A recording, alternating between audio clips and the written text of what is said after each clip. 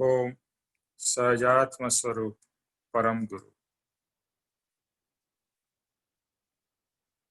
हम क्षमापना कर रहे हैं। अभी हम क्षमापना के छठे वचन की तरफ आते हैं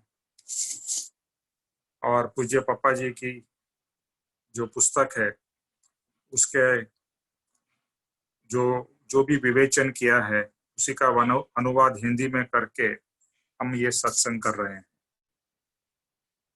तो ये वचन है, हे भगवान, मैं भूला, भटका, घुमा फिरा और अनंत संसार की विटंबना में पड़ा हूँ।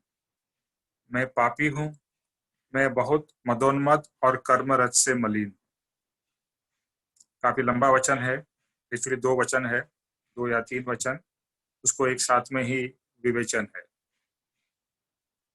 हे भगवान, आपकी आज्ञा के अनादर करने से मेरे स्वरूप को, सच्चे धर्म को, सच्चे सुख को ही भूल गया। भूलने के परिणाम से अन्य स्थल यानी संसार के सुख की खोज में भटका, घूमा फिरा और आत्मा के गुणों की पहचान नहीं की। आज सुबह ही मैं पापा जी का एक सत्संग सुन रहा था। सत्संग का वचन था, जो होने वाला है वो चेंज नहीं हो सकता है या वो फिर नहीं सकता, और जो चेंज होने वाला है वो होने वाला नहीं है।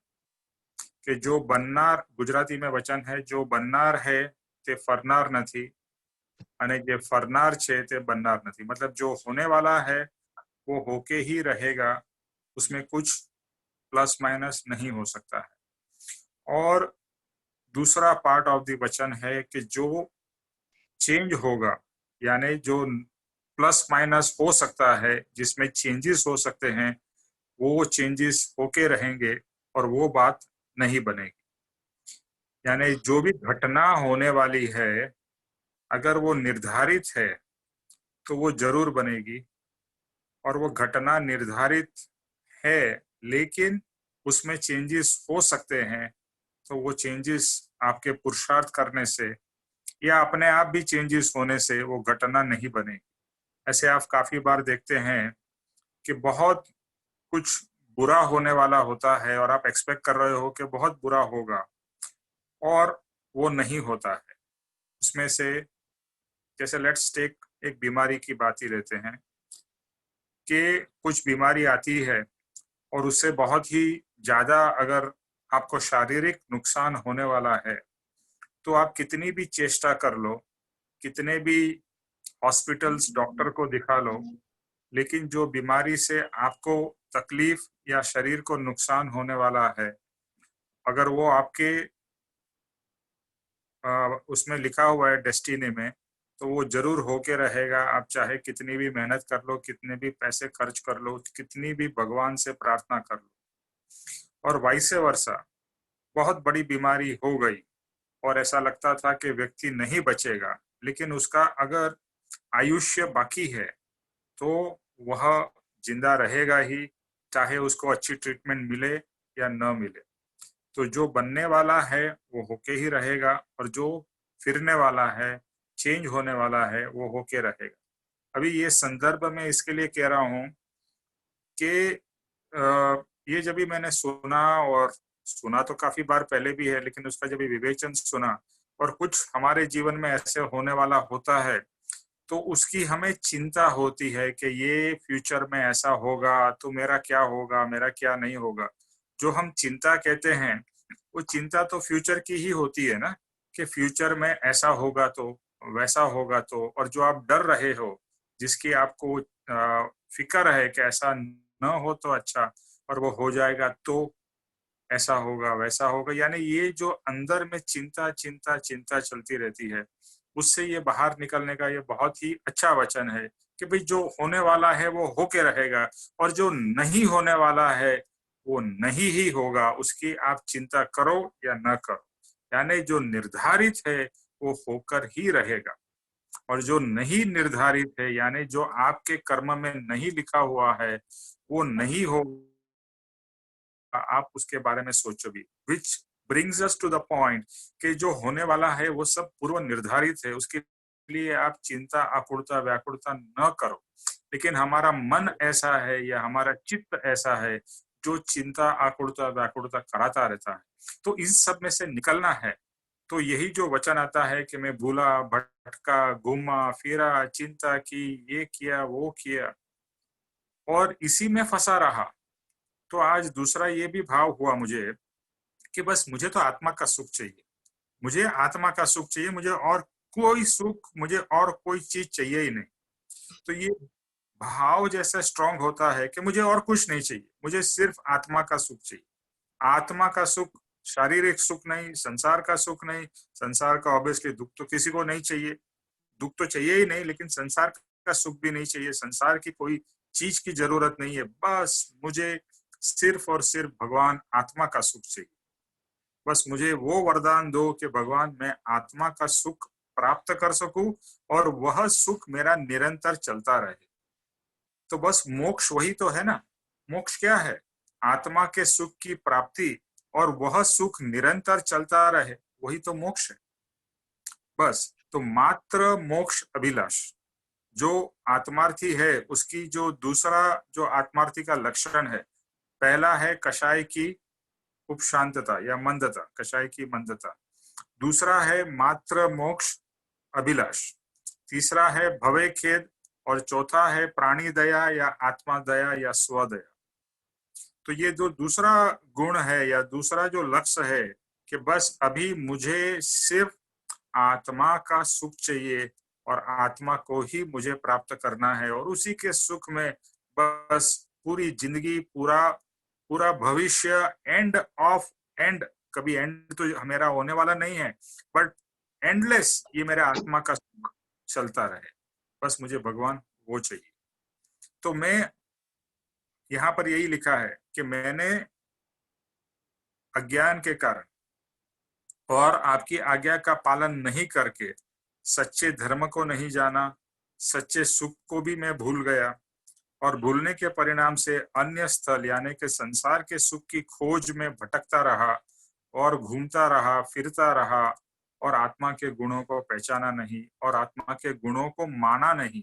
मतलब आत्मा के गुण जैसे होते हैं ना, जैसे कोई भी आप चीज की प्राप्ति करते हो तो उसका भोग भुगतते हो। किसी का माइक चालू। तो जैसे ही मान लीजिए आपने रसगुल्ला खरीदा, तो रसगुल्ला ले लिया यानी रसगुल्ला आपको प्राप्त हो गया। उषा जी आपका वीडियो बंद करिए। आपको जो भी चीज चाहिए थी वो मिल गई, वो आपने ले ली और उसका आप उपभोग करोगे। यानी उषा जी आपका वीडियो बंद कर दीजिए प्लीज, थैंक यू। तो वो चीज जो आपने प्राप्त की, वो प्राप्त करके उसका भोग भुगता ना, यानी रसगुल्ला हो या कोई भी चीज जो आपको चाहिए थी, जैसा नया फोन ले लिया तो नया फोन आते ही उसका जो भी फीचर्स है उसका आप उपभोग करते हो, उसमें से सुख प्राप्त करने की कोशिश करते हो। तो अब तक हमने संसार के चीजों को प्राप्त कर करके सुख प्राप्त करने की कोशिश की है, चाहे वो रसगुल्ला हो, फोन हो या और कोई कपड़े हो, जवेरात हो, उसमें से सुख प्राप्त करने की कोशिश की है। अभी आत्मा की समझ आई है तो वही चीज करनी है, आत्मा का गुण प्राप्त करके उसका भोग कह लो या उसका आनंद हमें एंजॉय करना है। जैसे दया, दया का गुण हमारे अंदर में खिले तो दया का एक तरीके से सुकून कह लो। शांति, शांति का भी आनंद या शांति की भी एक अंदर से जो एक शीतलता है उसका अनुभव, क्षमा से एक अंदर में ही हमारे को इतना अच्छा लगे क्षमा के भाव से, और फिर पवित्रता। तो ये सब, ये तो 4 गुण कृपाणु देव ने दिए हैं। ऐसे तो बहुत सारे, प्रेम है और करुणा है, ऐसे बहुत सारे गुण और जितने देखते जाओ। तो एक एक गुण को प्राप्त करके उसका आनंद उठाना है। आज तक हमने बाह्य के पदार्थों का आनंद उठाया, अभी मैं आत्मा हूँ तो जैसे अभी मैंने भाव व्यक्त किए कि मुझे बस आत्मा का सुख का आनंद लेना है, मुझे बस आत्मा के सुख में ही भगवान रखो, इतनी मेरे ऊपर कृपा करो। तो अब तक मैंने वो प्राप्त नहीं करके मैं भटकता रहा किस चीजों में, संसार के सुखों में, संसार की चीजों में, संसार की इच्छाओं में, संसार की वासनाओं में, एक्सेट्रा। और फिर भी मुझे शांति या सुख तो मिला ही नहीं। अज्ञान के कारण मैंने जन्म मरण किए, तृष्णा से दुखी हुआ, भटका और अनंत संसार की विटंबना में पड़ा हूं। ये शब्द विटंबना सबको पता है? विटंबना का क्या मतलब है? किसी को मालूम है विटंबना क्या मीनिंग है इसका? रुकावट, बार बार जन्म लेना और आना और जाना। नहीं, डिफिकल्टी, हाँ डिफिकल्टी नहीं, या हिंड्रेंस, ब्लॉकेज। दुखों में, संसार के दुखों में। हाँ नहीं, आप थोड़े थोड़े हैं, लेकिन अनंत संसार की विटंबना में संसार की उलझनों में मैं क्या करूं क्या न करूं, ये करूं वो करूं, जिसको हम कहेंगे कि इनडिसिसिव, और जो हमेशा हमारे पास में अलग अलग ऑप्शंस आते हैं कि ये हर एक पॉइंट पे हमको लगता है कि मैं राइट जाऊं या लेफ्ट जाऊं, फिर उधर आगे बढ़ा तो मैं ऊपर जाऊं या नीचे जाऊं, यहाँ जाऊं या वहां जाऊं। तो ये जो कंफ्यूजन हमारे अंदर में अनंत बार संसार की चीजों को लेके रहती है, उसको विटंबना कहते हैं। इस तरह से कर्म राशि को मैं बढ़ाता रहा, अनंत संसार को बढ़ाता ही रहा हूं। सी वापिस अभी ये जो इक्वेशन है बार बार कही गई है, लेकिन ये रिपीट करना इस संदर्भ में जरूरी है कि हमने अनंत संसार बढ़ाया, और संसार का नाम क्या है? दुख। तो अनंत संसार बढ़ाया मतलब हमने अनंत दुख भी बढ़ाया ना। और आत्मा का नाम है सुख, तो हमने अनंत आत्मा की प्राप्ति की, या आत्मा की प्राप्ति की तो हमने सुख की प्राप्ति की। तो अनंत संसार बढ़ाता रहा, कर्म राशि बढ़ाता रहा, और इनडायरेक्टली अपने दुखों को भी मैं बढ़ाता रहा। कितना दुख लगा होगा कि जब ये भगवान के वचन निकले होंगे। तो जब ये कृपाणु देव ने ये वचन लिखे हैं, तो उनको तो अपने पूर्व के 900 भाव उनको दिखाई दिए, और 900 भाव उनको जो भी दिखाई दिए, या 900 से ज्यादा भाव दिखाई दिए, उन सब भावों का उन्होंने जो ज्ञान लिया, दर्शन किया कि मैंने ये पास के इतने सारे भावों में क्या किया। तो बस यही किया कि मैं भूला, भटका, घूमा फिरा और अनंत संसार के चक्करों में पड़ा रहा, ये करूं वो करूं। इस तरह से मैं पाप के कर्म बांधता रहा, और मदोन्मत और कर्म रज से मलिन, मतलब मैं अपने आप को, आत्मा को मलिन करता ही रहा, और आत्मा को कभी सुख प्राप्त नहीं हुआ। बस मैं इस चक्कर में चलता रहा। संसार अत्यंत दुख रूप लगे तब उसमें से प्रीति हटती है, संसार की प्रीति हटे तब परमार्थ में जुड़ते हैं। तो संसार में जब अत्यंत दुख लगता है तभी उसमें से प्रीति हटती है। अभी जिसको बहुत सुख है, यानी संसारिक सुख है, तो उसको एक्चुअली आत्मा की रुचि होने के प्रोबेबिलिटी कम है, नहीं हो सकती ऐसा नहीं है। लेकिन जिसके जीवन में दुख ज्यादा है, उसको भगवान की प्राप्ति करने का संजोग ज्यादा इजी होता है, क्योंकि दुख में व्यक्ति इतना परेशान हो जाता है, और सब चीज करने के बाद भी अगर उसका दुख मिटता नहीं है, तो फिर वो भगवान की तरफ ही मुड़ता है, बिकॉज और कोई रास्ता उसे दिखाई नहीं देता है। तो एक्चुअली जब भी दुख की प्राप्ति होती है तभी हम बहुत दुखी होते हैं। लेकिन एक चीज जरूर समझना कि दुख मिला है तो वो हमें सुख के मार्ग पे ले जा सकता है, अगर हम उस दुख के कारण परमात्मा की तरफ, आत्मा की तरफ मुड़े तो। और संसार से हमारा जो रुचि है और संसार के प्रति में लगाव है, वो बहुत हमारा कम हो जाता है। आज ही मैं मेरी वाइफ को बोल रहा था, मुझे तो अभी मोक्ष मिले तो मैं अभी चला जाता हूँ।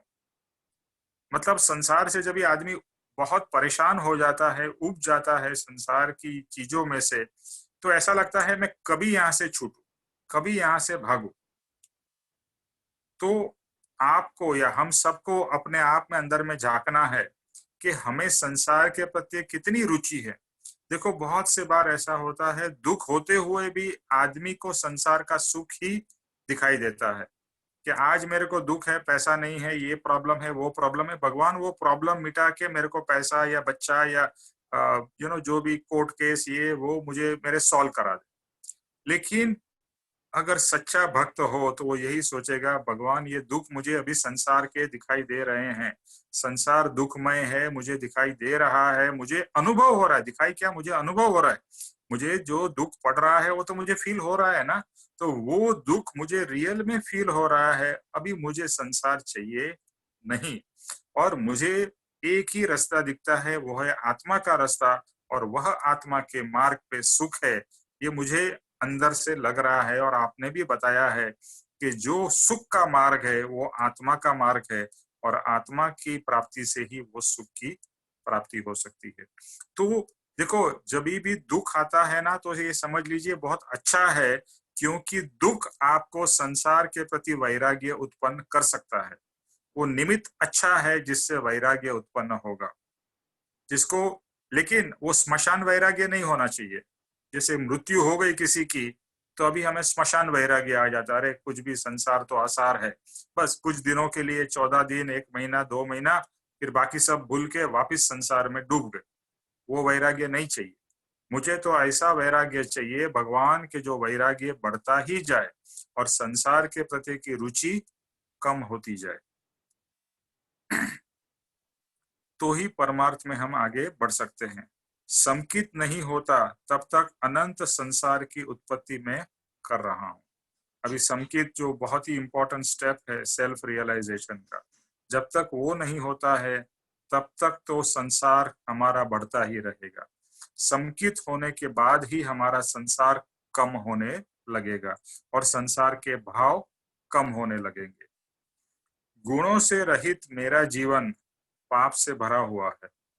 सब पाप का मूल मिथ्यात्व है। अभी अगर मेरे में गुण नहीं है, आत्मा के गुण मुझे प्राप्त नहीं हुए हैं, तो क्या है, यानी मेरे पास में आत्मा के गुण नहीं है, तो मतलब सब कषाई है ना मेरे अंदर में। क्रोध, मान, माया, लोभ, तिरस्कार, घृणा, यानी आप जितने भी सब नेगेटिव भाव सोच सकते हो वो मेरे अंदर है। कभी जब भी मेरे आत्मा के गुण प्रकट नहीं हुए। और हमने पहले के सत्संग में ही कहा था कि क्रोध है तो क्रोध के सामने है शांति या क्षमा। इस तरह से हर एक जो नेगेटिव है, मान है, मान के सामने है दीनता या हम्बलनेस। तो हर एक जो अवगुण है उसके सामने कौन सा गुण है, और वो गुण को मुझे खिलाना है और मुझे गुण को आगे बढ़ाना है। तो गुण आगे बढ़ेगा तो दोष अपने आप कम होगा।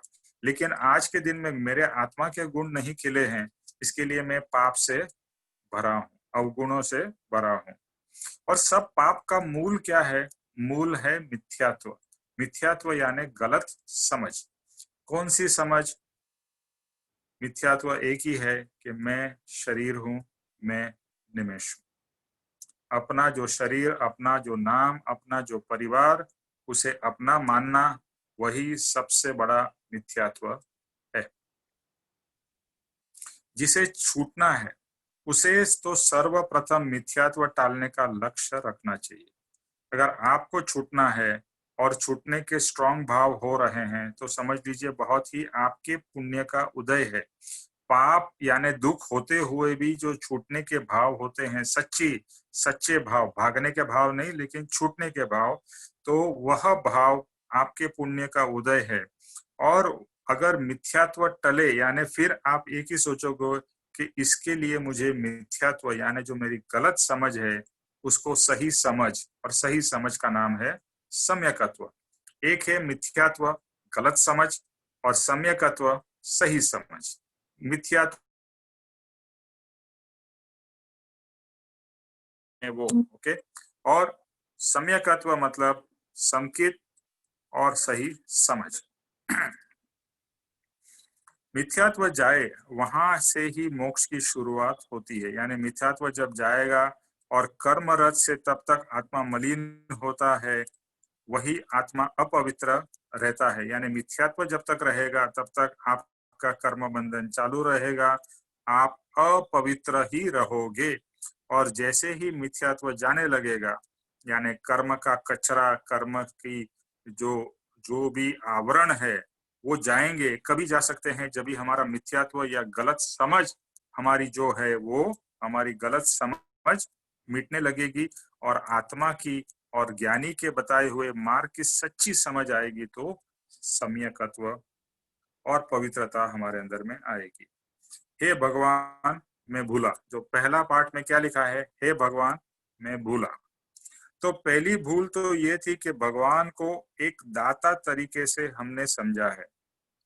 आज तक हमने भगवान को पता है क्या माना है कि जैसे कोई बड़े सेठ जी होते हैं जो दान धर्म करते हैं, कि सेठ जी के पास जाओ, सेठ जी मेरे पास में पैसे का प्रॉब्लम है, मेरी बेटी की शादी है, और सेठ जी कुछ दया करके आपको कुछ पैसे दे दे। तो इसी तरह से हमने भगवान को देखा है कि भगवान ऐसा है कि जो दया करता है, जो दातार है, देने वाला है। हमने भगवान को सिर्फ ऐसा ही माना है। संसार में जो तरीके का सुख चाहिए, ऐसे सब सुख की प्राप्ति करा सके और सर्वशक्तिमान, सर्वव्यापक, सर्वज्ञ वह भगवान है। यानी मुझे जो संसार के सुख चाहिए, मतलब आज पैसा नहीं है तो भगवान से मैं प्रार्थना पैसे की कर रहा हूँ। आज मेरे पास में जॉब नहीं है तो भगवान से मैं जॉब की प्रार्थना कर रहा हूँ।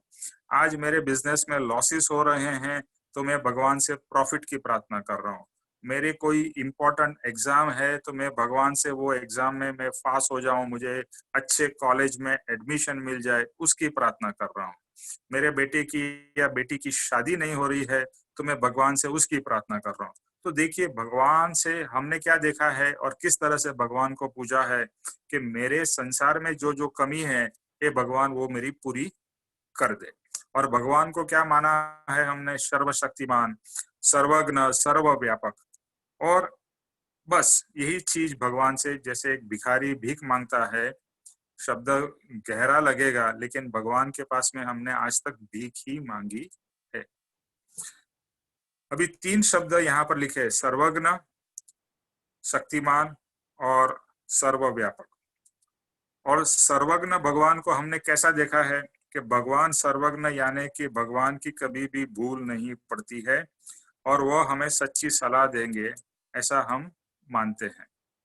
सर्वसमर्थ यानी भगवान शक्तिशाली है, इसलिए सब मेरे काम पूरे कर देंगे। तीसरा, सर्वव्यापी है, इसलिए मैं जहां जहां जाऊंगा भगवान मेरी मदद करेंगे। ऐसे ही हमारी सोच है ना कि मेरे जो प्रॉब्लम्स है भगवान वो सॉल्व कर देंगे, मेरी जो खामियां वो पूरी कर देंगे, मेरे दुख भगवान हर लेंगे, यानी भगवान मेरे दुख मिटा के मुझे सुख दे देंगे। तो प्रश्न ये होना चाहिए, इतने समय से हम भगवान की भक्ति या प्रार्थना कर रहे हैं तो उसमें से कोई भी चीज की प्राप्ति क्यों नहीं हुई? न तो मेरे जैसे दुख गए, न तो मेरे जो प्रॉब्लम्स थे वो सॉल्व हुए, या सॉल्व हुए भी तो एक सॉल्व हुआ तो दूसरा खड़ा हुआ, दूसरा प्रॉब्लम सॉल्व हुआ तो तीसरा खड़ा हो गया, लेकिन प्रॉब्लम्स तो मेरे चालू ही रहे। तो जो मैं सोच रहा था भगवान ऐसे हैं, दाता हैं कि ये कर देंगे और वो कर देंगे, ऐसा तो कुछ हुआ नहीं। तो समझ हमारी भगवान की कितनी गलत थी, ये बात हमें यहाँ पर पता चलती। जैसे तो ये गुरुदेव संसार के सुख देंगे ऐसा कोई पदार्थ है? भगवान क्या है? ऐसा हमारी आज तक की मानना है कि भगवान एक ऐसी पदार्थ या ऐसी व्यक्ति है कि जो हमें संसार के सुख देगी, ऐसी हमारी मान्यता है। ऐसी कोई व्यक्ति है, ऐसा कोई समर्थ पुरुष है, और ये जो भी हम चाहते हैं ये समर्थ पुरुष हमको दे देगा, ऐसी हमारी भगवान से भगवान की मान्यता है। और ऐसी मान्यता होने के कारण भगवान से प्रार्थना भी इसी चीजों की होती रही है और आज तक हो रही थी। अभी तो परम कृपाळुदेव पप्पा जी और दूसरे ज्ञानी पुरुषों के कारण अभी हमें समझ में आया है कि भगवान इनमें से कोई चीज दे नहीं सकते, और अगर दे सकते थे तो अब तक दे दी होती थी भगवान ने, लेकिन नहीं मिली है। तो मतलब भगवान और कुछ चीज है, मतलब हमने भगवान को ही सही तरीके से समझा नहीं है, जाना नहीं है। और भगवान को सही तरीके से समझा नहीं, जाना नहीं, इसके लिए भगवान के पास से क्या प्रार्थना करनी चाहिए थी वो भी मुझे पता नहीं थी। तो हे भगवान, तो मैं आपको भूल गया। पहले तो भूल गया, मतलब आपको तो बहुत से लोग है ना भगवान को भूल जाते हैं। कभी भूल जाते हैं जब भी उनका अच्छा समय चलते हैं तो भगवान को भूल जाते हैं, जैसे ही बुरा समय आता है भगवान के पास दौड़ते हैं। अच्छा, और दूसरा भगवान को कैसे जानते हैं, जैसे अभी बताया।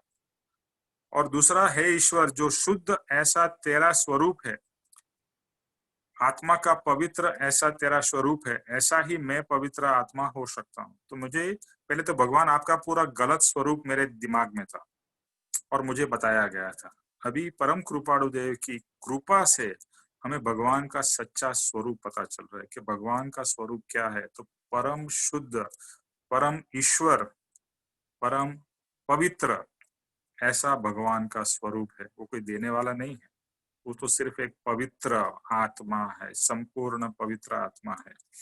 और मुझे अभी आपके पवित्र आत्मा को देखकर ये समझ में आ रहा है कि मैं भी पवित्र हो सकता हूँ आपकी तरह, क्योंकि मैं भी आत्मा हूँ। तो भगवान की पूजा क्यों करनी है? भगवान की पूजा भगवान के गुण को प्राप्त करने के लिए और भगवान के जैसा बनने के लिए भगवान की पूजा करनी है, संसार के लिए नहीं। और संसार के लिए आप कर रहे हो तो आप इनडायरेक्टली दुख मांग रहे हो, ये कभी मत भूलना। ये समझ कि कभी कोई भाव में ली नहीं है। ईश्वर के स्वरूप से, ईश्वर को स्वरूप से करके जिस तरह से पहचानना चाहिए था वैसा ईश्वर को पहचाना ही नहीं। तो हे भगवान, तुझे मैं भूल गया, ऐसी भूल के कारण मैं भटक रहा हूँ। मैं भटक क्यों रहा हूँ? मुझे मेरे भटकने का एक इम्पोर्टेंट कारण ये है कि मैंने आज तक भगवान को सही तरीके से जाना नहीं, समझा नहीं और भजा नहीं। तो भजना सही तरीके तो तभी होगी जब भी भगवान के सच्चे स्वरूप को हम जानेंगे। और भगवान को हमने कहाँ ढूंढा? मंदिरों में, मस्जिदों में ढूंढा।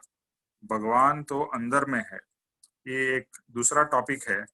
लेकिन जो धर्म, भगवान और धर्म, तो तीन चीज है। एक है भगवान यानी परमात्मा, दूसरा है धर्म।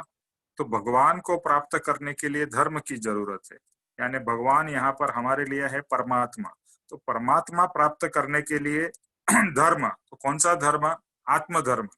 आत्मधर्म की जरूरत है परम आत्मा को जानने के लिए। और उसके लिए फिर ये जानना पड़ेगा, ये अनुभव करना पड़ेगा कि मैं आत्मा हूं।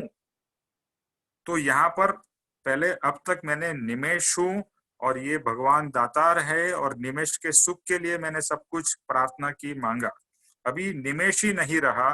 तो मिथ्या समझ तो यही थी ना कि मैं निमेष हूँ, वही समझ अगर मेरी चली जाए कि मैं निमेष नहीं हूँ, मैं शरीर नहीं हूँ, मैं एक आत्मा हूँ, तो पूरी ट्रैक ही हमारा चेंज हो गया। मैं आत्मा हूँ और मैं आत्मा हूँ और ये परमात्मा है, और ये आत्म धर्म से मैं आत्मा परमात्मा जैसा बन सकता हूँ। और ये बनने में मेरी जो मदद करेंगे, मेरी जो सहायता करेंगे, मेरा जो मार्गदर्शन करेंगे, वो है महात्मा या सदगुरु। तो अपनी पूरी समझ कैसी थी और आज पूरी चेंज हो गई। तो ये मैं भूल गया था। एकेंद्रिय से चार इंद्रिय, जिसको विकलेंद्रिय कहते हैं, तक जीव जब कोई ऐसी संज्ञा होती नहीं है, तब जो क्रिया वह देह से होती है वह भटकने जैसी, पटकने जैसी होती है। अभी आप एकेंद्रिय के जीव को देखो, 2 इंद्रिय, 3 इंद्रिय, 4 इंद्रिय। तो ये जो छोटे छोटे कीड़े मकोड़े, चींटी, ये सब जो हमें दिखाई देते हैं, जो हमारे खाने वगैरह में, अनाज वगैरह में जो भी जीव जंतु पैदा हो जाते हैं, इस तरह से बहुत सारे आप इतने सारे जीव जंतु आपको दिखाई देते हैं। और अलग अलग समय पे, बारिश में और गर्मी में, ठंडी में, और बहुत सारे हम घर में भी देखते हैं, बाहर भी देखते हैं। जब भी उनको देखते हैं तो उनका जीवन कैसा है? तो वो ऐसा लग रहा है भटक रहे हैं बेचारे, सिर्फ अपने खाने के लिए जुड़ रहे हैं, या दूसरा कोई उनको खा जाता है, या और किसी जगह पे वो कुचले जाते हैं या पटके जाते हैं।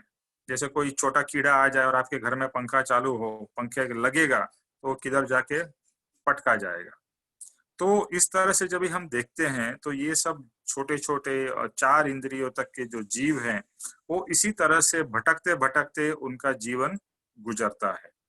और वो कभी टकराते हैं, कभी पटके जाते हैं। जैसे आप चल रहे हो और जमीन में ऐसे कोई छोटे छोटे जीव होते हैं, उसको हमें दिखाई भी नहीं देते हैं, और दिखाई देते हैं तो हमारी नजर नहीं होती है नीचे, तो ऐसे जीव कुचले भी जाते हैं। जैसे छोटी मोटी चींटी वटेरे हो, मकोड़ा हो, वो चलते चलते हमने ध्यान नहीं दिया तो उसको हमारे पैर के नीचे कुचले जाएंगे, या और किसी के पैर के नीचे कुचले जाएंगे, या और कोई गाड़ी के नीचे कुचल जाएंगे। कुछ भी हो सकता है। यानी ये सब जीव कैसे हैं, या कोई पानी में डूब जाता है, कोई छोटे छोटे आपके घर में कोई स्पाइडर हो गया। अभी कल परसों की बात है, मैंने जस्ट बाल्टी में पानी लिया और देखा कि एक स्पाइडर उसमें डूब गया। उसको निकाला और वो ऐसा लगा कि वो जिंदा था, मरा नहीं। लेकिन अगर मेरा ध्यान नहीं होता था तो वो स्पाइडर वो पानी में डूब के मर जाता था। तो यानी ये सब जीव इसी तरह से जीते रहते हैं और मरते रहते हैं। तो एक इंद्रिय से लेके 4 इंद्रिय तक इसी तरह से पिसकर, इस तरह से टकरा कर, ठोकर से उनका जीवन चलता रहता है। यहाँ पर जो लिखा है ना, हे भगवान मैं भूल गया, घुमा फिरा भटका।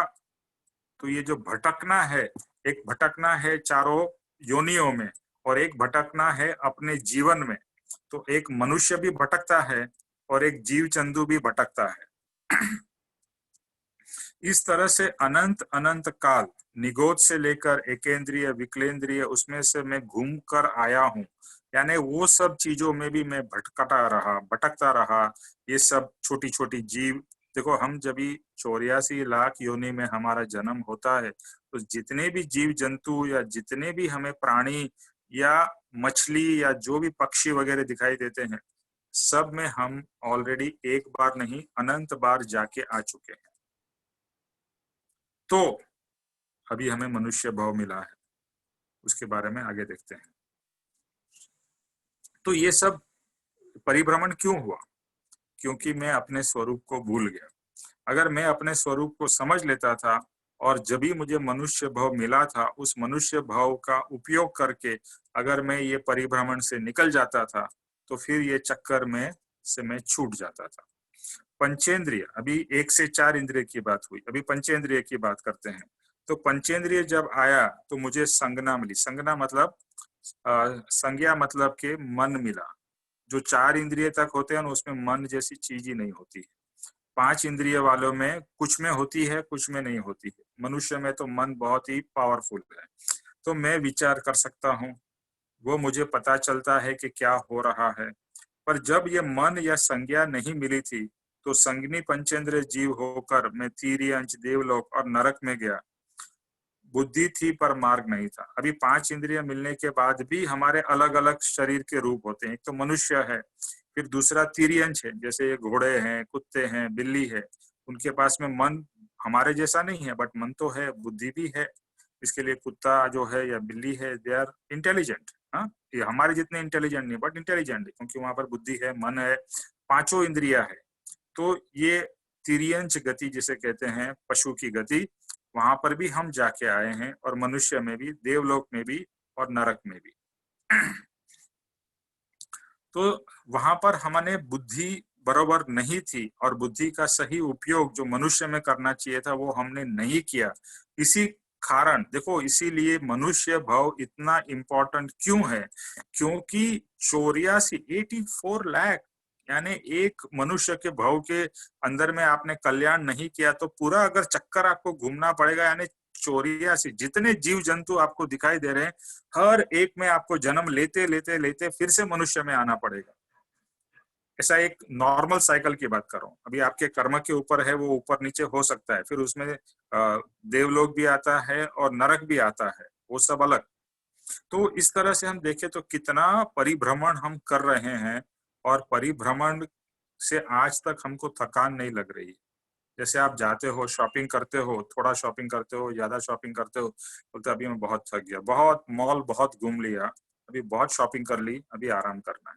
लेकिन कभी भी परिभ्रमण से हमको थकान नहीं लगती, क्योंकि परिभ्रमण कर रहे हैं ये पता ही नहीं है। जो मनुष्य भव का नंबर अनंत बार आ चुका है, तो भी आत्मा के लिए इसके बाद क्या, वह समझ कोई काल में इतने भवों से हमने ली नहीं है। अभी घूमते घूमते हम मनुष्य भाव में आ गए। अभी हम जितने भी लोग सत्संग सुन रहे हैं, हम लोग क्या है? मनुष्य है ना। और हम ही लोग नहीं, ये पृथ्वी के जितने भी मनुष्य है सब मनुष्य है। तो इतने सारे मनुष्य है और मनुष्य होते हुए भी मनुष्य भाव कितना इम्पोर्टेंट है वो पता नहीं है। बस मनुष्य भाव मिला है तो बस पैसा कमाओ, पैसा उड़ाओ और मौज शौक करो और बस इसी में पूरी जिंदगी हमारी गुजार दो। और जब भी दुख आए तो रोने लगो, तड़पने लगो, भगवान के पास जाओ, भगवान ऐसा क्यों किया हमारे साथ में, बस खत्म। इसी तरह से हमारी कहानी खत्म हो जाती। अगर आप देखें तो हमारे जितने भी, जिसका 40 साल, 50 साल, 60 साल, 70 साल, जिसकी जो उम्र हो, 30 साल, वॉटेवर, आप देखिए 30 साल बीत गए, 40 साल बीत गए, 50 साल बीत गए, कितने बचे हैं? 20, 30, 10, किसको पता है? तो अभी भी नहीं समझे और अभी भी हमने अपने आप को नहीं मोड़ा या चेंज नहीं किया, बस ये भाव भी ऐसा ही चला जाएगा। तो यहाँ पर एक जागरूकता लानी है कि ये भाव मुझे अभी वेस्ट नहीं करना है। ये मनुष्य भाव मिला है और इस मनुष्य भाव में इतना सुंदर मार्ग मिला है, सच्चे ज्ञानी मिले हैं, परम कृपाणु देव मिले हैं, और अभी इससे और पुण्य क्या हो सकता है? और इतना सुंदर सत्संग मिल रहा है। तो ये सब इतने अच्छे अच्छे हमारे को निमित्त मिले हैं। तो बस हे भगवान, अभी तो मुझे कल्याण करना ही है और मैं करके ही मरूंगा, यानी जाऊंगा।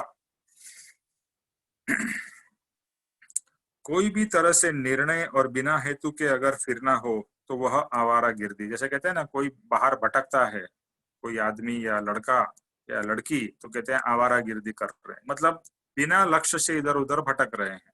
तो यहाँ पर जो लिखा है ना भटकना, तो जब भी कोई लक्ष्य नहीं होगा तभी भटकना होता है ना। अगर लक्ष्य होगा तो उसको भटकना नहीं कहेंगे, आवारा गिर्दी नहीं कहेंगे। और जब ध्येय नक्की हो जाए, वह समझ हो जाए, तो फिर हेतु पूर्वक ध्येय पूर्वक की यात्रा हमारी होगी। आज तक की हमारी यात्रा, मनुष्य की यात्रा बात करें, 84 लाख योनि की यात्रा तो भटकने वाली है ही, लेकिन मनुष्य की यात्रा की भी बात करें तो ऐसा लग रहा है कि ये मनुष्य भाव में भी हमने भटकना ही किया है। ये वो इधर उधर घूमे फिरे, भटके और फिर एंड में लटकेंगे, यानी चले जाएंगे। तो अभी ध्येय पूर्वक यानी लक्ष्य पूर्वक विद प्रॉपर गोल कि मुझे आत्मा प्राप्त करना है, तो ये मनुष्य भाव, उसमें क्लियर मेरा गोल आत्मा की प्राप्ति, आत्मा का सुख। बस हे भगवान, मुझे अभी और समय बर्बाद नहीं करना है, ये घूमना फिरना भटकना नहीं करना है। सिर्फ मुझे आत्मा की प्राप्ति, उसका सुख, उसका आनंद, उसका परमानंद, बस वही वही शांति, सुख, दया, क्षमा, ये सब गुणों को प्राप्त करके प्रफुल्लित होना है, अंदर से एक आत्मा का सुख और सुकून अनुभव करना है। इस भाव में स्वरूप की समझ लेनी है। ये अगर इस भाव में नहीं ली तो अनंत संसार की विटंबना रहने वाली है। और अगर अभी नहीं ली तो ये जो विटंबना है ना, यानी संसार की विटंबना, मतलब संसार में क्या करना है वही हमें पता नहीं है, हम कंफ्यूज्ड है, हम पूरे लॉस्ट है। अब तक मिथ्यात्व के साथ पहले गुणस्थानक से तीसरे गुणस्थानक की बात चल रही है। तो अभी जो ये जो शुरुआत है, पहले गुणस्थानक और दूसरे तीसरे गुणस्थानक की बात चल रही है। तो पहले से तीसरे गुणस्थानक की बात जब भी होती है तो वहां पर पात्रता हमारी डेवलप हो रही है। हम जिज्ञासु है, हमें सच्ची तरह से आत्मा की प्राप्ति करने का भाव चल रहा है। तो वह पहले से तीसरे गुणस्थानक तक की हमारी जो 14 गुणस्थानक कहे गए हैं जैन धर्म में, तो अभी हम फर्स्ट से थर्ड के अंदर में है। संसार में तो संसार में इतने काल से परिभ्रमण कर रहे हैं, तो अनंत विटंबना क्या रही? तो इस जीवन में जो जो सुख पूर्व अनुभव किए हैं उसकी छाया अगर दिमाग में चल रही है, मुझे सुख चाहिए, मुझे सुख चाहिए, यानी विटंबना क्या है, यानी इच्छा क्या है? पहले कंफ्यूजन था, देखो हम एक्चुअली सब लोग एक ही चीज ढूंढ रहे हैं, सुख। मुझे सुख चाहिए, मुझे सुख चाहिए। बस हमारी गलती इतनी सी हो गई, इतनी कह लो या इतनी बड़ी कह लो, कि मुझे सुख मैंने पर पदार्थ में जाना, अपने में सुख नहीं जाना। यही मेरी गलती हो गई। सुख की प्राप्ति की इच्छा मुझे पहले भी थी, अनंत भवों से थी, आज भी है, अभी भी है। हम सबको सुख चाहिए, लेकिन हम ये भूल गए कि सच्चा सुख क्या है और कहाँ से मिलेगा। इसके लिए हम बाहर में सुख को ढूंढते रहे, और विटंबना यही थी कि ये सुख मुझे कहाँ से मिले। तो बोला किसी को लगा ज्वेलरी में से मिलेगा, किसी को लगा मुझे कपड़े में से मिलेगा, किसी को लगा गाड़ी में से मिलेगा, किसी को लगा पैसे में से मिलेगा। ये जो विटंबना है, इधर उधर हम भटकते रहे सुख को ही प्राप्त करने के लिए, और लेकिन गलत जगह पे हमने सुख को ढूंढा। हमको लगा सुख मिला, थोड़ा टाइम मिला और फिर से दुख, थोड़ा टाइम मिला फिर से दुख, तो दुख ही दुख, एंड में दुख ही आया। जो बॉटम लाइन तो दुख ही आ गई।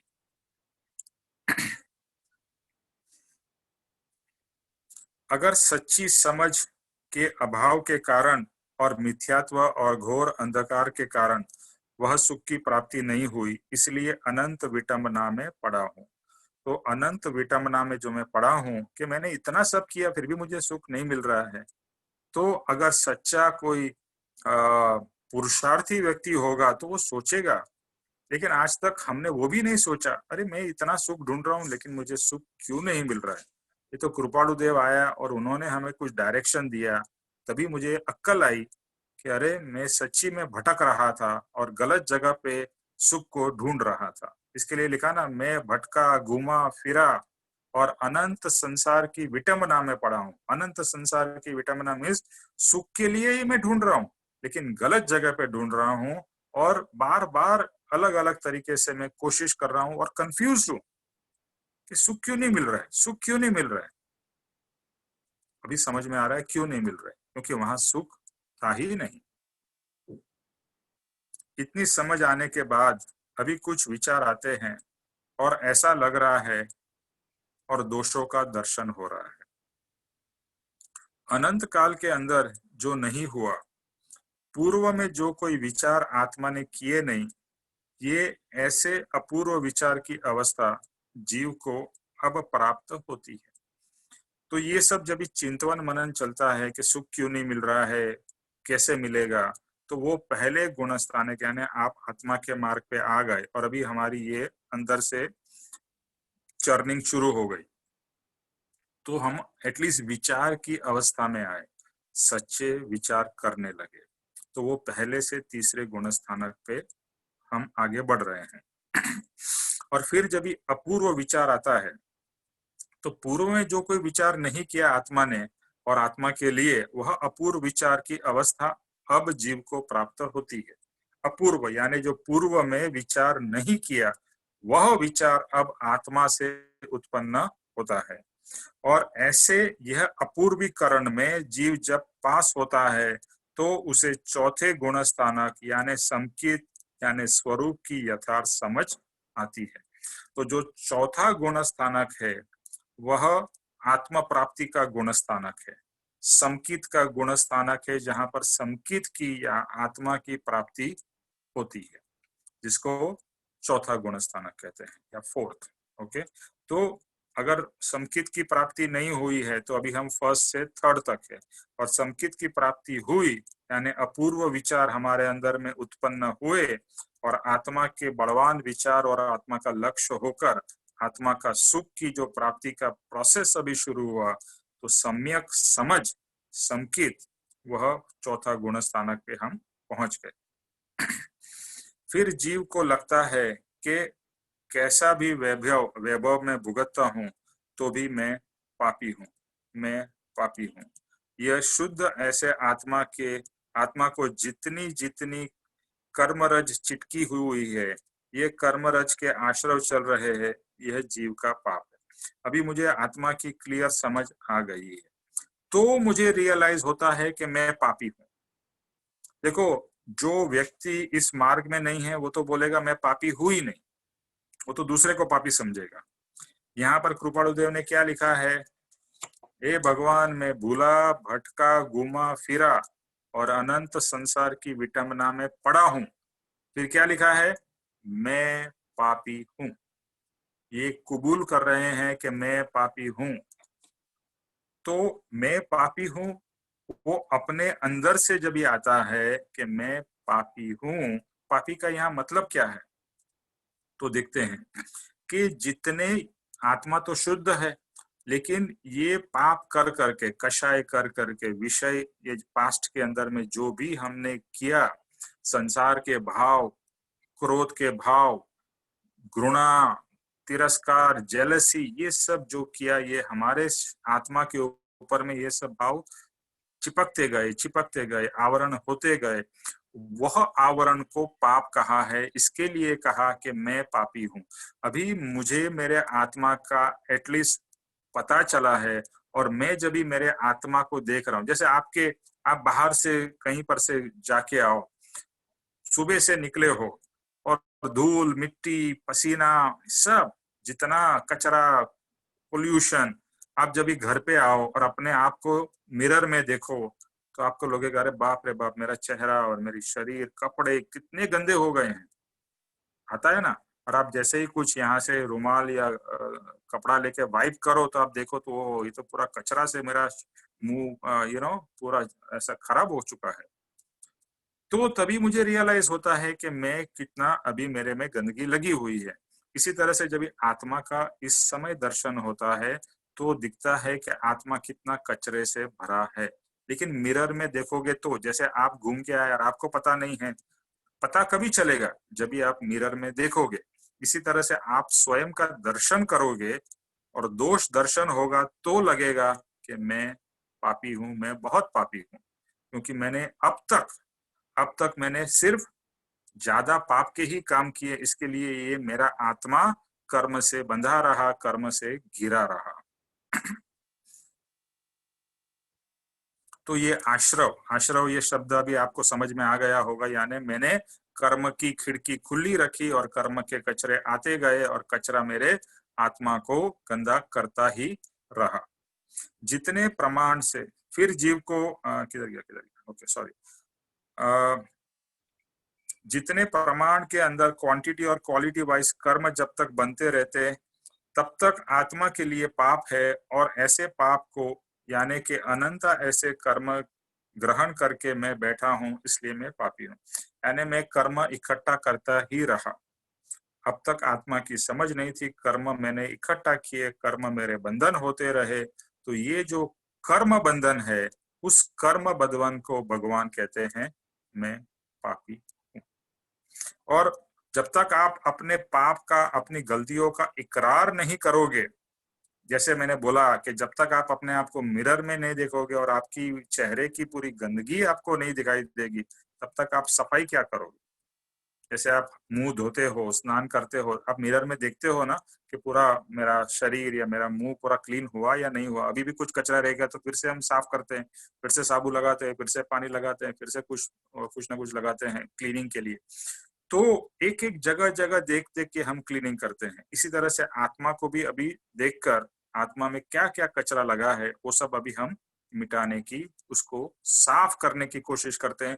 जो पहला वचन था पवित्रता, हम आत्मा को अभी पवित्र करने की कोशिश कर रहे हैं। और पवित्र नहीं किया था, इसीलिए ये सब घूमा फिरा, भटका, विटंबना में रहा, और मैं इसीलिए पापी हूं। भूतकाल से अब तक जो जो कर्म वर्गणा को आश्रव रूप ग्रहण की है, वह जब तक है तब तक मैं पापी हूं। यानी जब तक ये कर्म का बंधन चालू रहेगा, तब तक मैं पापी रहूंगा। और जैसे जैसे मैं कर्म के बंधन से छूटता जाऊंगा, तो वो छूटने की क्रिया को हम पुण्य की क्रिया कहेंगे। यानी कर्म को बांधने की क्रिया पाप की क्रिया, कर्म से छूटने की क्रिया पुण्य की क्रिया। और ये समझ आज तक नहीं थी। तो अभी भी हमें डे टू डे भी हमें अपने आप को ऑब्जर्व करना है। जैसे हम कहते हैं ना कि रात को सोने से पहले क्षमापना करो, लेकिन क्षमापना करने से पहले पूरे दिन में हमने क्या क्या पाप के कर्म किए। पाप के कर्म यानी कि कहाँ कहाँ पर हमने विभाव किए हैं, जिससे आत्मा के आज के दिन में कितने कर्म बंधन हुए। आप शायद लिस्ट लगाओ तो लगे, अरे बाप रे बाप, एक दिन में मैं इतने पाप के कर्म बांध देता हूँ, तो अपने ऊपर ही आपको शर्म आएगी। एक दिन में इतने सारे कर्म बांध लिए, इसके लिए क्षमापना तो करना ही जरूरी है। और क्षमापना कर करके काम जो हमने गलती की या गलती हो गई, ज्यादा आपको ऐसा रियलाइज होगा कि गलती हो गई, मैं गलती करना नहीं चाहता था लेकिन गलती हो जाती है, मैं गुस्सा नहीं करना चाहता था लेकिन गुस्सा आ गया, मैं सैड नहीं होना चाहता था लेकिन मैं सैड हो गया, मैं चिंता नहीं करना चाहता था मुझे चिंता आ गई, ऐसा भी होगा। तो आइदर आपने खुद किया या हो गया, जो भी हो, कर्म तो बंधे ही हैं, उसकी क्षमापना और उसके लिए माफी कि ये मेरे से गलत हो गया, मुझे ये नहीं करना था, मैंने आत्मा को पाप में डाल दिया, अभी मुझे उसको साफ करना है। क्षमापना, माफी, पश्चाताप, ये चलता रहना चाहिए। जब किसी का अत्यंत बुरा करे तो पापी कहने में आता है, और संसारी तरह से कुछ अच्छा करे तो पुण्यशाली कहने में आता है। अब तक हमारी समझ क्या थी कि पाप मतलब किसी का बुरा करो, किसी को मारो, पीटो, गाली दो, वो पाप है, और पुण्य क्या है, कुछ दान धर्म करो, वो पुण्य है। लेकिन अभी डेफिनेशन अलग हो गई। आत्मा के मार्ग पे डेफिनेशन क्या है, मैंने मेरे आत्मा को आश्रव से कर्म बंधन किए, वह पाप है, और मैंने पुरुषार्थ करके आत्मा को कर्म से रहित किया, कर्म कम किए, वह पुण्य है। तो अभी हमारी जो डेफिनेशन, एक बाह्य डेफिनेशन है पाप पुण्य की, और एक ये अंदर की डेफिनेशन आत्मा की, कर्म से बंधन वो पाप, कर्म से मुक्ति वो पुण्य।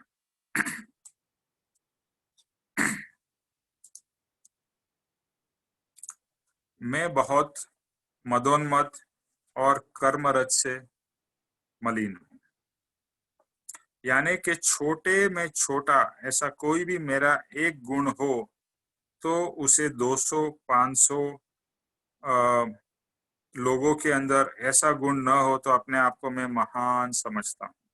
अभी ये जो वचन है, मैं बहुत मदोन्मत्त और कर्मरत से मलिन हूँ।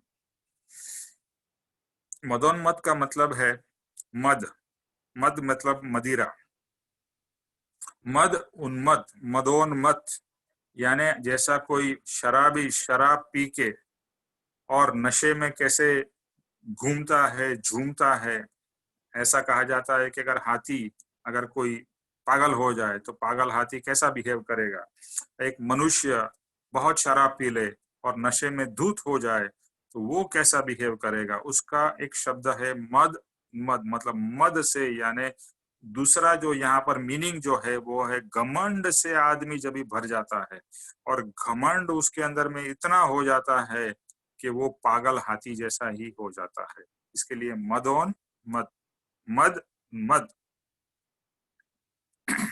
अभी हमारे अंदर में एक छोटा से छोटा कोई गुण हो, और वह गुण दूसरे में ना हो 200-500 जनों में, तो हम अपने आप को बहुत महान समझेंगे।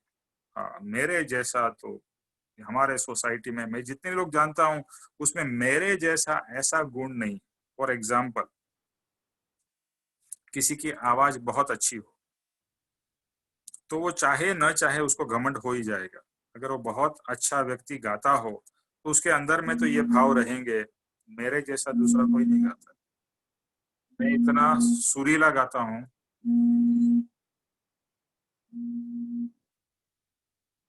आपको मेरा सुनाई दे रहा है आवाज?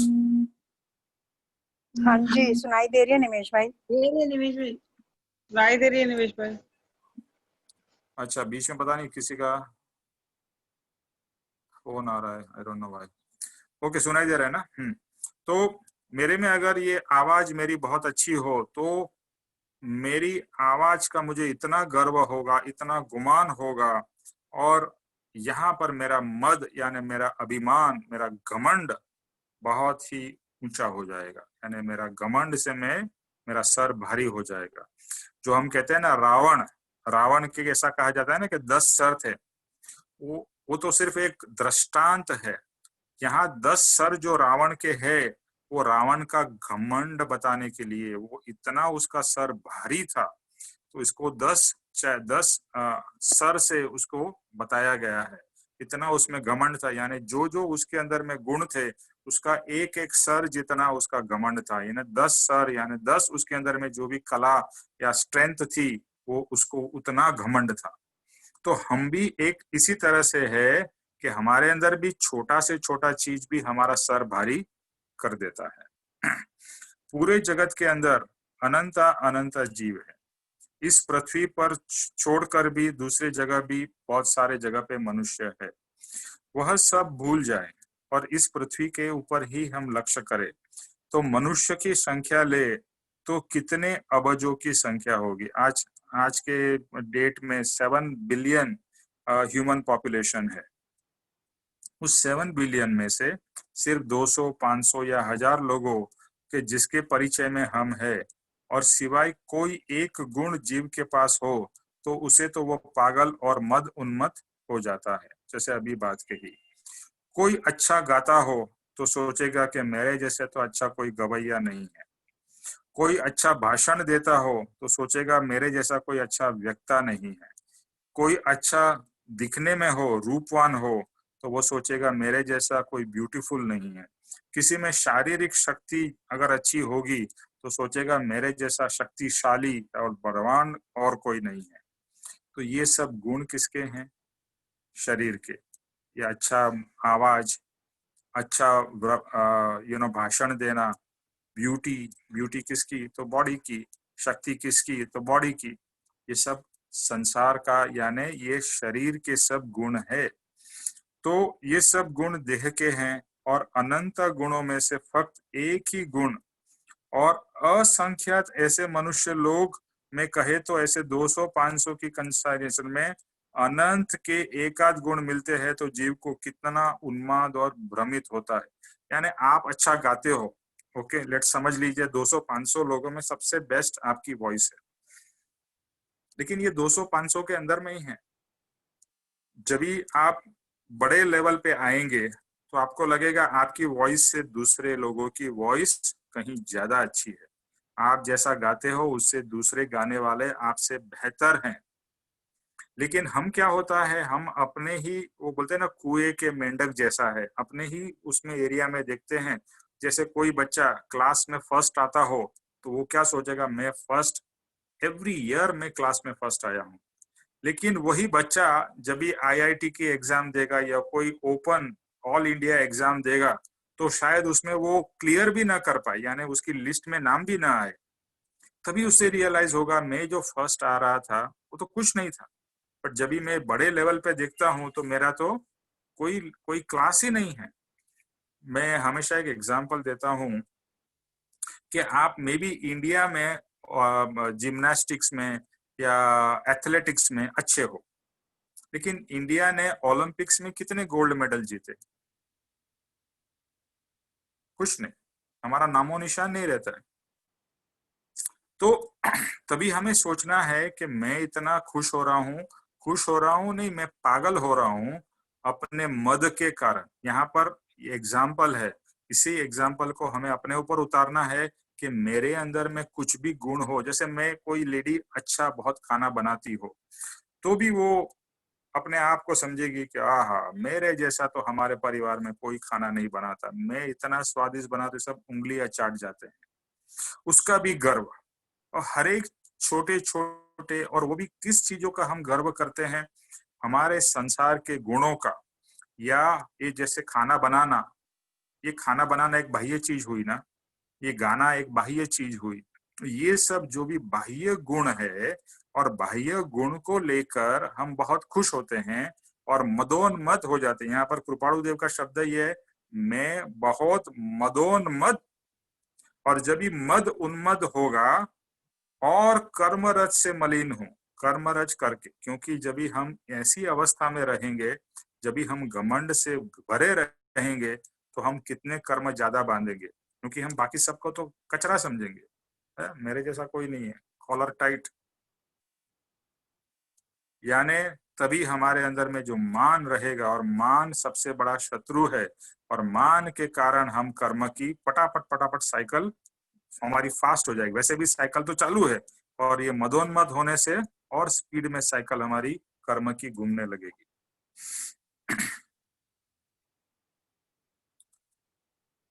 तो ये पागल की तरह अपना महत्व जीव कितना करता है, अर्थात जीव जब ऐसा भाव करता है तब जीव को अहम भाव, मान भाव कहे, अभिमान के भाव कहे, या अत्यंत भयंकर कर्मों का आश्रव चलता है। यहाँ पर पप्पा जी ने शब्द यूज किया है, अत्यंत भयंकर कर्मों का आश्रव चलता है।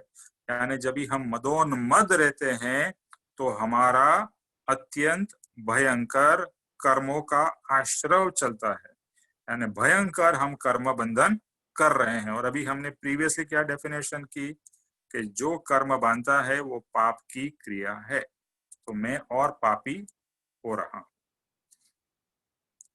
जीव इस संसार में सबसे ज्यादा घुमाने वाले, अनंत काल तक पीछा न छोड़े ऐसे 70 या 70 करोड़ा सागरों तक इतना बड़ा कर्म एक समय के अंदर बांध लेता है। यानी इतना कर्म जीव एक समय में बांध लेता है। अगर बहुत ही तीव्र भाव करता है तो जो कर्म उसको 70 करोड़ा सागरों तक उसका परिभ्रमण कराएंगे, ऐसा एक एक समय में वो कर्म बांध लेता है। जो कृपाणु देव का जो पद है बहुपुण्य केरा, तो उसमें एक वचन आता है, एक पद है, क्षण क्षण भयंकर भाव मरने का अहोराची रहो।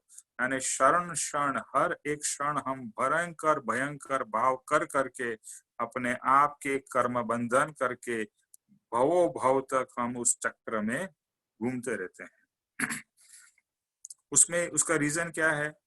मैं, यानी अहंकार, मैं और देहाध्यास, अपना गौरव बढ़ाना, उसे मान कहो, स्वमान कहो, अहंकार कहो, वही मोहनीय कर्म का अत्यंत विकटता है। मोहनीय कर्म क्या है?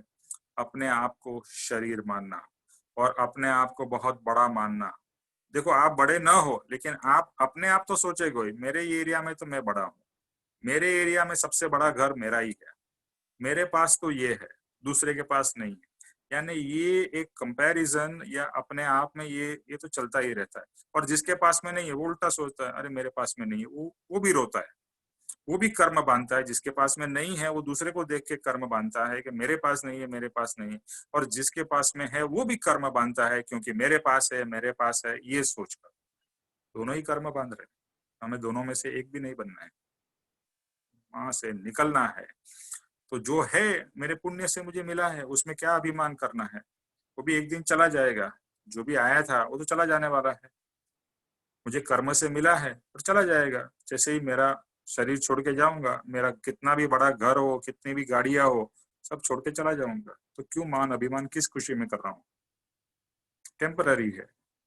और ये जो भी धन दौलत हो, वहां पर ये भाव होना चाहिए कि ये और किसी के काम में आए।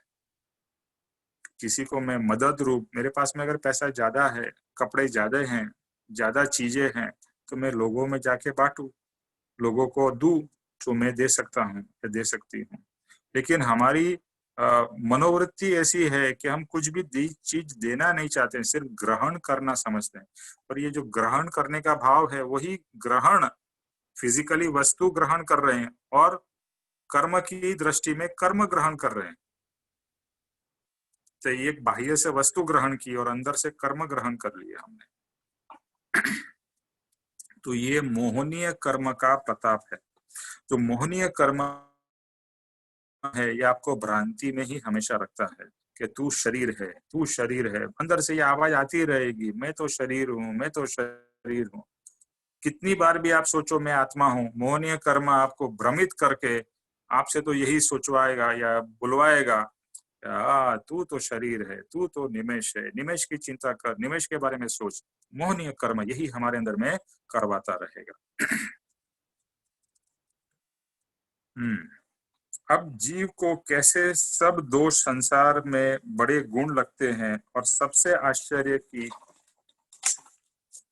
बात घोर अज्ञानी और अंधे लोग एक जन का मंच पर बहुमान करते हैं।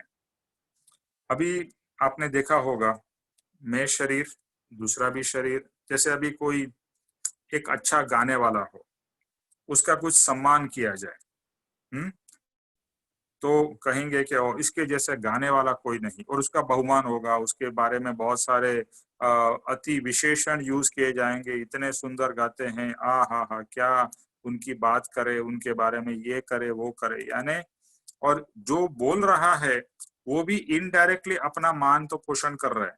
जैसे मैं आपका कोई दो चीज अच्छी बोलूं तो आप भी मेरी दो चीज अच्छी बोलेंगे, अरे नहीं नहीं आप भी बहुत अच्छा गाते हो। जैसे मैं आपकी प्रशंसा करूं, आप बहुत अच्छा गाते हो, तो आप भी मेरे को तो बोलोगे अरे नहीं नहीं आप भी बहुत अच्छा गाते हो। यानी हम एक दूसरे का मान बढ़ा रहे हैं, पोषण कर रहे हैं। You scratch my back, I scratch your back, English में सेइंग है। यानी कि हर समय मान का पोषण होता रहता है। और ये जो मान का पोषण है, इसी तरह से अनंत संसार की विटंबना कहिए, उसका कारण ऐसे छोटे छोटे सुख के अंदर में इतना हम चिपक जाते हैं, और अनंतानुबंधी ऐसे मोहनीय कर्म का बंधन चालू रहता है, और चालू ही रहता है। ऐसा मद उन्मादी हूँ मैं, मद उन्मादी हूँ मैं, मद से भरा हुआ हूँ। देखो, ऐसा हो नहीं सकता कि आपको अंदर से ऐसे भाव न आते हो कि मैं तो बहुत अच्छा हूँ। किसको नहीं आते ऐसे भाव? हर एक को आते हैं ना, मैं तो बहुत अच्छा हूँ।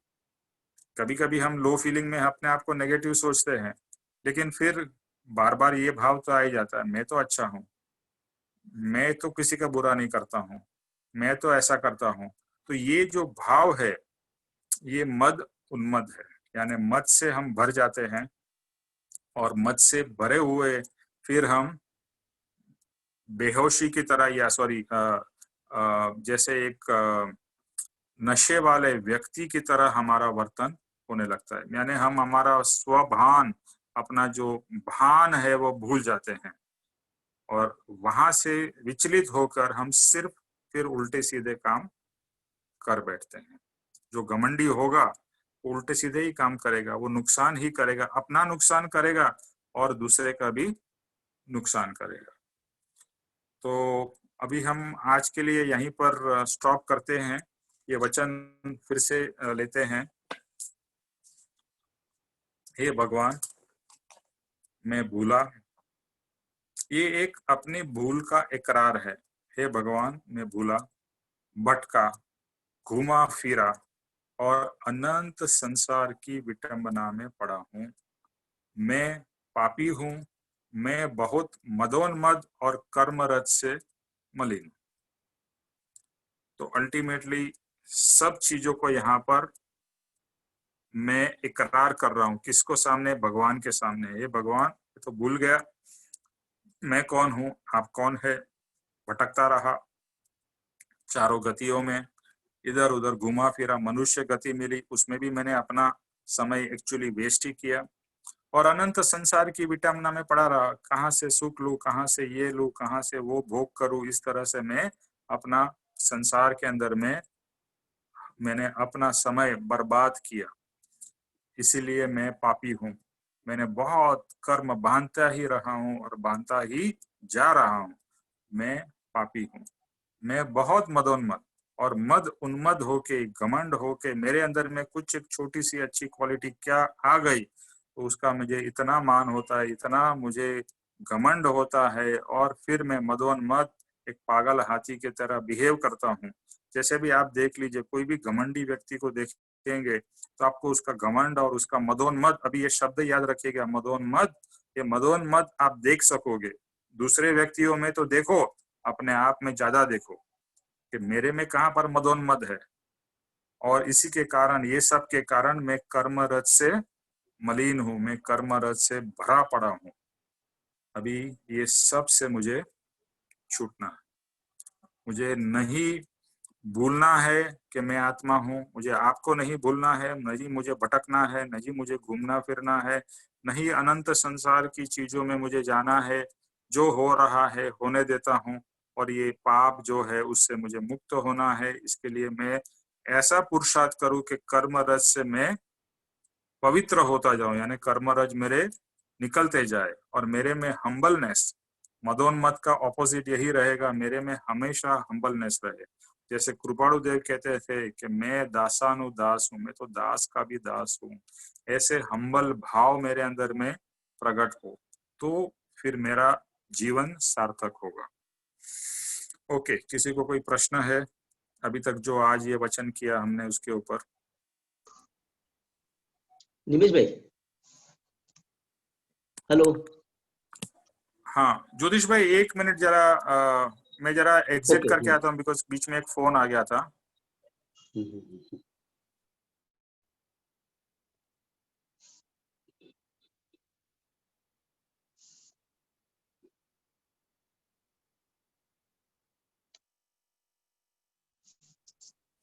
हाँ ज्योतिष भाई बोलिए। एक शब्द शुरू में आया था, विकलेंद्रिय। विकलेंद्रिय, ये शायद शास्त्र का शब्द है, पहली बार सुना है मैंने, तो उसकी व्याख्या या परिभाषा कुछ थोड़ा सा। मेरे को भी ये, मैं विकलेंद्रिय पंचेंद्र मतलब जो 1 से 4 है उनको विकलेंद्रिय कहा जाता है। अभी क्यों कहा जाता है ये मुझे भी नहीं मालूम है ज्योतिष भाई। ओके ठीक है, किसी और को शायद पता हो, जैन शास्त्र का शब्द शायद है तो। हाँ ये जैन शास्त्र का है। किसी को और को पता हो तो शायद बात नहीं तो बाद में नेक्स्ट पूछ करके बताएंगे थोड़ा सा तो। हाँ ठीक है, मैं चेक करके बताता हूँ विकलेंद्रिय। कुछ कुछ ऐसे शास्त्र के शब्द होते हैं, वो कहाँ से आए उसका एग्जैक्टली सोर्स मैं चेक करता हूँ ज्योतिष भाई और बताता हूँ। और किसी को पता है विकलेंद्रिय के बारे में? ओके।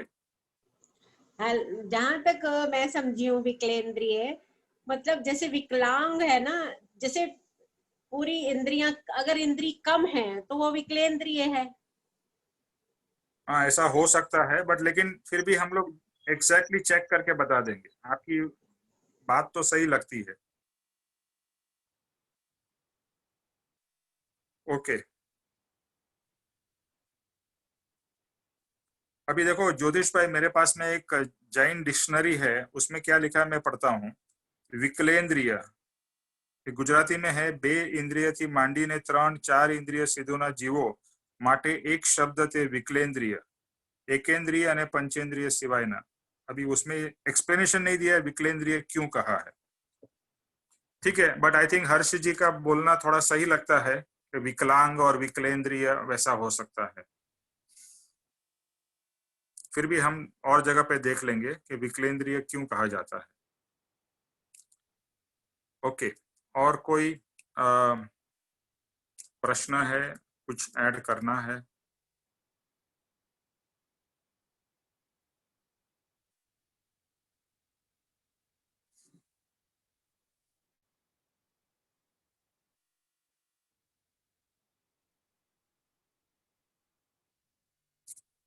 ओके, तो फिर अभी जो होमवर्क है, जो पहले का होमवर्क चालू है वो तो रहेगा ही कि दया, शांति, क्षमा और पवित्रता, इन चारों शब्द में से जो भी शब्द के ऊपर में आप गहराई से चिंतन मनन कर सकते हो और उसके ऊपर में आप नेक्स्ट यानी फ्राइडे को शेयर कर सकते हो।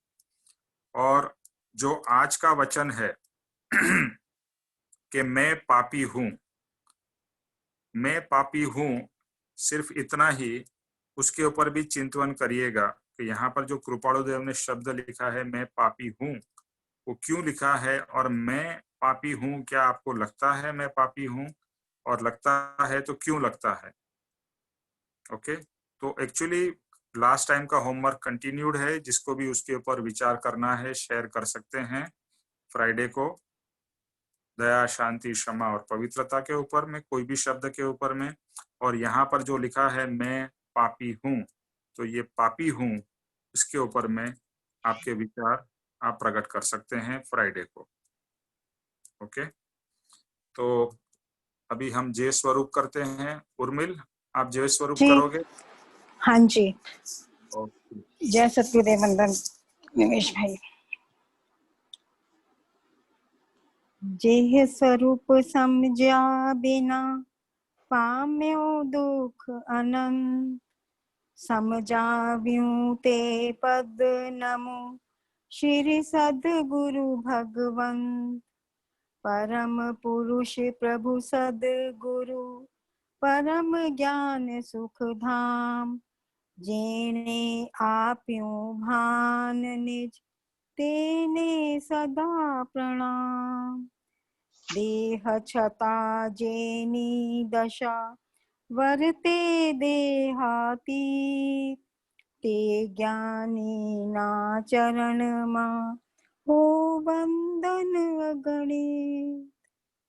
हे परम कृपालु देव, जन्म जरा मरण आदि सर्व दुखों का अत्यंत क्षय करने वाला वितराग पुरुष का मूल मार्ग आप श्रीमान ने अनंत कृपा करके मुझे दिया।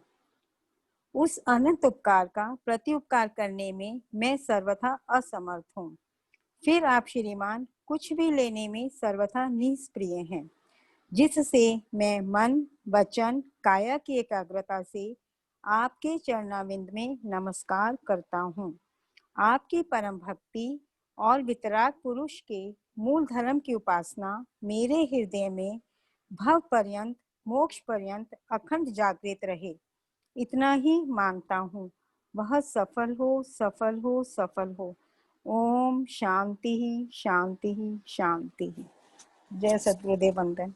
जय सद्गुरुदेव वंदन। त्रिलोक के सद्गुरुदेव वंदन। नती जय हो। नाथ की जय हो। जय हो। परम कृपाणु देव की जय हो। जय हो।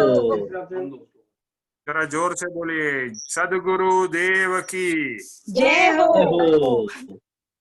आज के आनंद की, जय हो। जय हो। सर्व विजय हो। मुमुक्षुओं के परमार्थ पुरुषार्थ और क्या भक्ति देखना है कुछ की समझ नहीं आता। विजय हो। जय हो। जय हो। जय जय हो। हो। जय हो, इससे विजय आपको दिखा हो। दिखा कभी नहीं लग जाता है, लाता है, सबका लाता है, कल्याण चले हो, आता है। सबका कल्याण हो। जय थैंक यू सतगुरुदेव निमेश वंदन। भाई। जय निमेश भाई, सद्गुरुदेव thank वंदन। you. निमेश भाई Thank thank you. You. Thank you very Thank much. you. संदेश थैंक भाई यू, थैंक यू।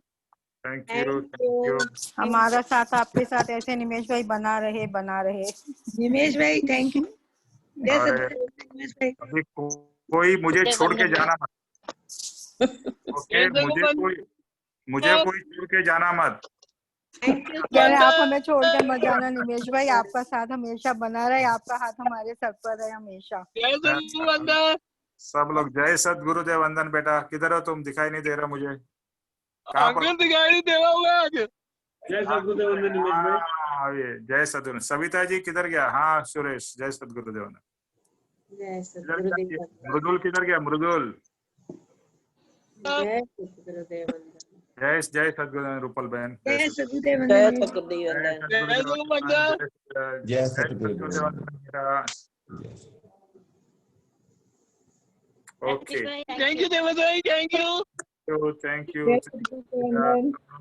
जय सद्गुरुदेव वंदन। Okay, bye. Thank you, Nimesh भाई. Thank you sweety ji.